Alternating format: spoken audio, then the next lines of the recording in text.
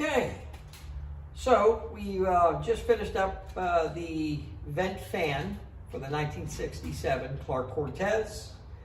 This is the old fan that was removed from that Cortez, and that's in a previous video. I wanted to see, because we have no power in the Clark, whether it's shore power or battery, any kind of what they call house power through the batteries. We have none of that. So I never tested this, but I wanted to test it here to see what it would do. And this will be the first time trying it on. So let's see what happens. Now I do have it hooked up negative to negative, positive to positive through a battery jump box. So let's see what we got going here. So, there we go.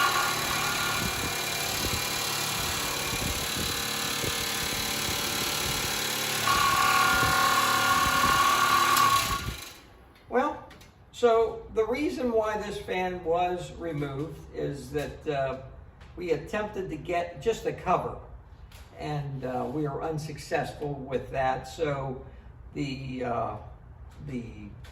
fan housing that we put in there now hopefully has equal longevity as this fan.